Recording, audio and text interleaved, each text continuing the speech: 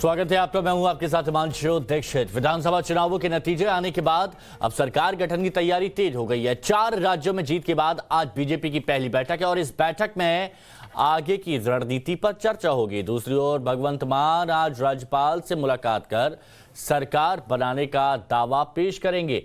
मणिपुर के कार्यवाहक CM N Biren Singh ने 19 मार्च से पहले सरकार बनाने की बात कही है, तो वहीं गोवा में अभी शपथ ग्रहण की तारीख तय नहीं हुई है। तो देखिए 16 मार्च को शपथ लेंगे भगवंत मान और मणिपुर में भी जल्द ही सरकार बनने की तैयारी शुरू हो गई है। और अब अगर बात की जाए गोवा की, तो गोवा में जल्दी वो तारीख आ जाएगी जब पता चलेगा कि सरकार अब बन रही है। किस तारीख को ऐलान किया, किस तारीख को शपथ ग्रहण होगा, ये भी जल्दी सामने आ जाएगा।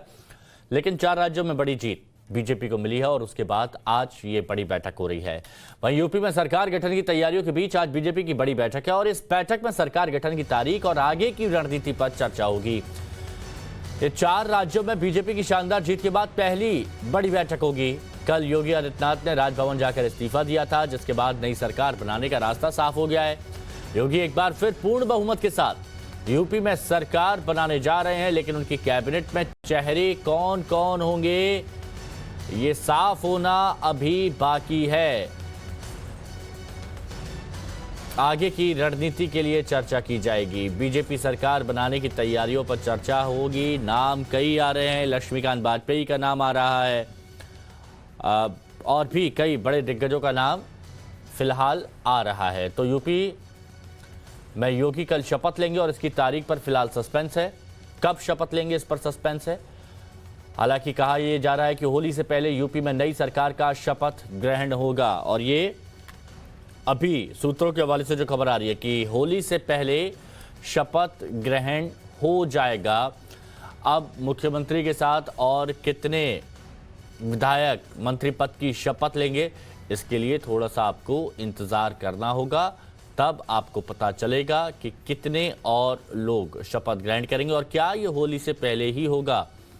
तस्वीर भी हम आपको दिखा रहे हैं। देखिए बड़ी बैठक है क्योंकि प्रचंड बहुमत से जनता ने विश्वास जताया है बीजेपी पर और इसी के चलते अब जिम्मेदारियां और ज्यादा बढ़ गई हैं क्योंकि दूसरी बार बीजेपी लगातार उत्तर प्रदेश में सरकार बना चुकी है।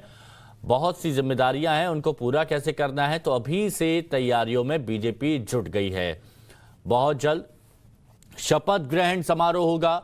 मुख्यमंत्री योगी आदित्यनाथ तो शपथ लेंगे और कितने ही लोग शपथ लेते हैं, कितने डिप्टी सीएम बनेंगे, इस पर भी चर्चा है। कौन कौन मंत्री बन सकते हैं, इसको लेकर भी कयास लगाए जा रहे हैं। तो देखिए लक्ष्मीकांत वाजपेयी डिप्टी सीएम बन सकते हैं, पूर्व प्रदेश अध्यक्ष भी रहे हैं। ब्रजेश पाठक कानून व्यवस्था संभाल रहे हैं, तो वो भी डिप्टी सीएम बन सकते हैं। सतीश महाना भी डिप्टी सीएम बन सकते हैं। दिनेश शर्मा को डिप्टी सीएम नहीं बनाया जा सकता है, ये भी खबर आ रही है। वहीं स्पीकर पद के लिए, विधानसभा जो स्पीकर होते हैं उनके पद के लिए सुरेश खन्ना के नाम की चर्चा इस वक्त सबसे आगे है। सुरेश खन्ना रेस में सबसे आगे है। मनीष यादव हमारे सहयोगी हमारे साथ जुड़े हुए हैं। मनीष, आज जो बैठक होने वाली है, पहले इस बैठक के बारे में बताइए और बताइए कि आने वाले वक्त में कैसी तस्वीर कैबिनेट की हो सकती है। क्या होली से पहले होगा शपथ ग्रहण समारोह? देखिए आज मुख्यमंत्री योगी आदित्यनाथ ने जो पार्टी के पदाधिकारी हैं, जो कोर कमेटी के मेंबर हैं, उनको बुलाया, उनके साथ बैठक होगी और यहाँ से कई विषयों पर मंथन होना है। एक तो सरकार कैसे काम करेगी, जो संकल्प पत्र के वायदे थे, पहली कैबिनेट को यादगार कैबिनेट बनाया जाए, ऐतिहासिक कैबिनेट बनाया जाए और संकल्प पत्र में जो वायदे हैं उन पर एक एक करके अमल किया जाए, तो उसको लेकर मंथन होना है। दूसरा, सरकार का स्वरूप कैसा रहेगा, सरकार का आकार कैसा रहेगा, इस बात पर भी मंथन होना है। हालांकि आखिरी फैसला पार्टी के हाईकमान को लेना है और दिल्ली में बैठक के बाद ये तय हो जाएगा। चूंकि होलकास्टर चल रहे हैं तो बहुत हद तक संभावना ये है कि होली के बाद नई सरकार शपथ ग्रहण करे, लेकिन जब योगी आदित्यनाथ दिल्ली जाएंगे, वहाँ पर पार्टी के राष्ट्रीय नेतृत्व से मिलेंगे, विचार विमर्श होगा, तो वहाँ से शपथ ग्रहण की तारीख तय होनी कि नई सरकार कब शपथ लेगी। कोशिश की जाएगी कि इस सरकार में हर क्षेत्र से एक प्रतिनिधि हो, क्योंकि पिछली दफ़ा कई जिले ऐसे थे जहां से कोई मंत्री शामिल नहीं हुआ था। तो ऐसे में इस बार कोशिश की जा रही है कि हर जिले का प्रतिनिधित्व मंत्रिमंडल में रखा जाए। साथ ही जो पिछड़ी जातियां हैं, दलित जातियां हैं, नॉन यादव ओबीसी और नॉन जाटव दलित तबका, उनको पर्याप्त प्रतिनिधित्व देने की कोशिश इस बार की जाएगी, क्योंकि पार्टी को लोकसभा चुनाव में जाना है और पार्टी ने उसकी तैयारी शुरू कर दी है। ऐसे में जो बीजेपी को जनादेश मिला है उसमें इन दो तबकों का खासा रोल रहा है। तो कोशिश की जाएगी कि ऐसे इन समाज से आने वाले बड़े चेहरों को मंत्रिमंडल में अच्छे पदों पर रखा जाए।